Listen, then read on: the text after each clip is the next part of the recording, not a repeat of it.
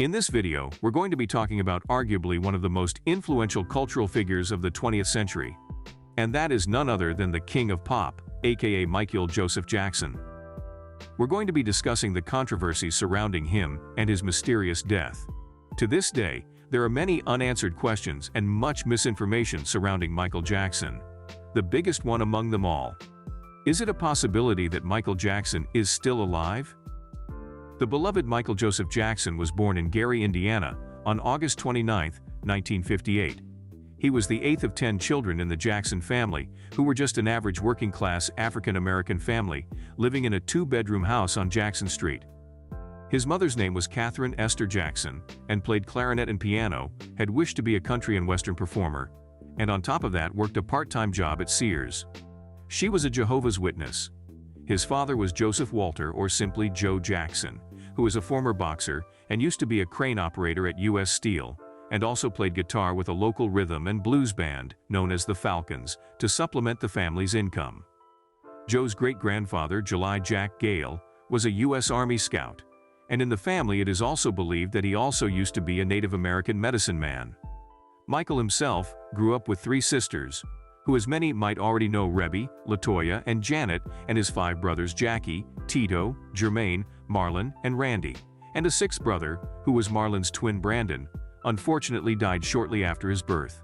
In 1964, Michael and Marlon joined the Jackson Brothers, a band formed by their father which included Jackie, Tito, and Jermaine, as backup musicians playing congas and tambourine. Michael said his father used to constantly tell him that he had a fat nose and abused him physically as well as mentally. He recalled that Joe often sat in a chair with a belt in his hand as he and his siblings rehearsed, ready to punish them on any mistakes that they might make.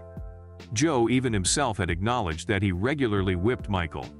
Catherine said that although whipping came to be considered abused later on, it was considered a common way to discipline children when Michael was growing up. Jackie, Tito, Jermaine, and Marlon denied that their father was abusive and said that the whippings weren't anything of the sort, but those moments had left a deep impact on Michael because he was younger than them. Although Michael was not alone in any way for the most part of his life, he had also said that during his youth he used to feel lonely and isolated. It is undeniable that much of Michael's life was spent in an unexpressed loneliness. Later in 1965, Michael began sharing lead vocals with Jermaine, and the group's name was also changed to the Jackson 5. In 1965, the group won a talent show. Michael performed the dance to Robert Parker's 1965 song, Barefootin', and sang The Temptations' My Girl. From 1966 to 1968, the Jacksons 5 toured the Midwest.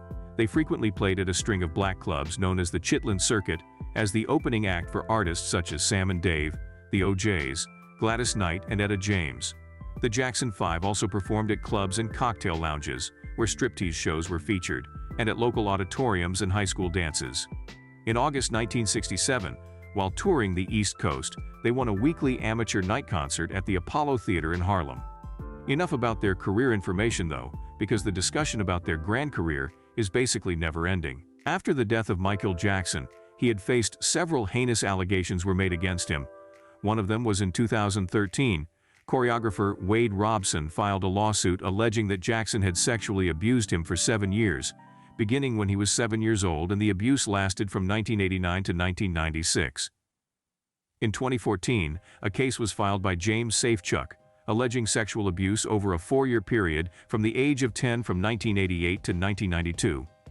Both had testified in Jackson's defense during the 1993 allegations. Robson did so again in 2005. In 2015, Robson's case against Jackson's estate was dismissed as it had been filed too late. Safechuck's claim was also time-barred. In 2017, it was ruled that Jackson's corporations could not be held accountable for his alleged past actions.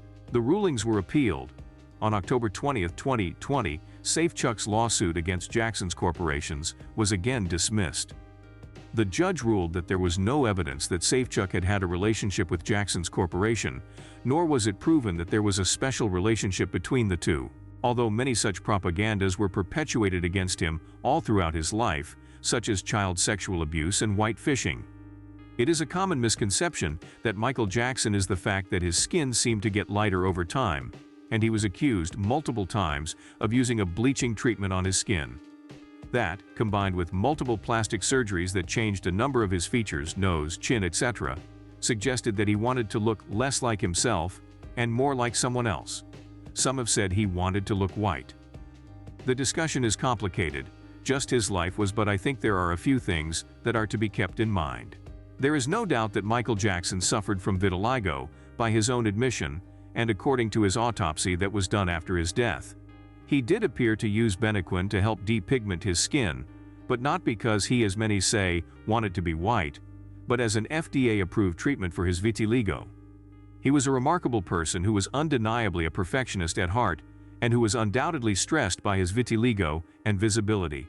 And this may have been an important factor in his avoidance of the public in the later part of his life, and his use of drugs. Jackson used fair-colored makeup and skin-bleaching prescription creams to cover up the uneven blotches of color caused by the illness. The creams would depigment the blotches, and with the application of makeup, he could appear very pale.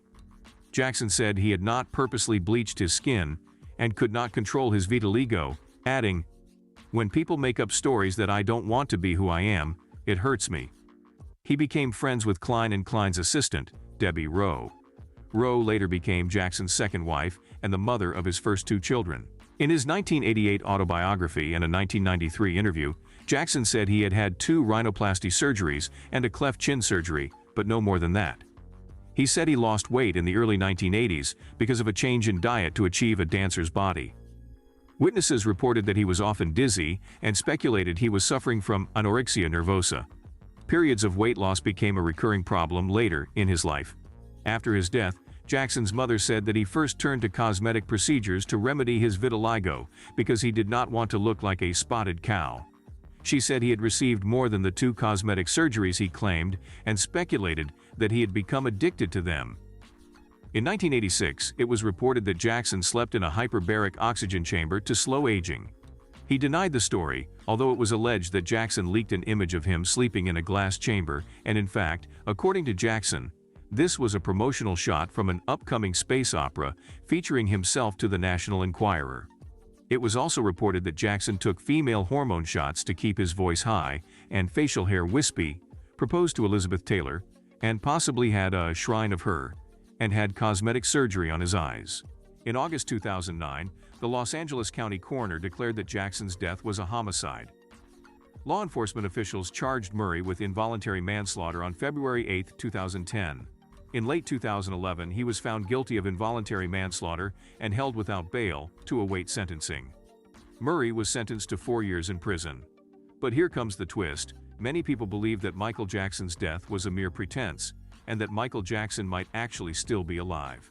Fans and conspiracists believe that the claims which said that the singer was killed mysteriously by his personal doctor slow poisoning him were not true, but a mere media play to get Michael off the spotlight. Some theories also suggest that Michael himself faked his death because he was heavily in debt. On the other hand, his only daughter Paris says that she believes her father was murdered. These claims were reported to a news agency in 2009 by Paris. However, the extent to which these theories are actually true is a cause of much controversy. We cannot leave out the chances that perhaps there is no truth to them at all. However, the different possibilities of these incidents cannot be completely overruled. What do you think is the real truth about the King of Pop's death? Don't forget to let us know your opinions about them.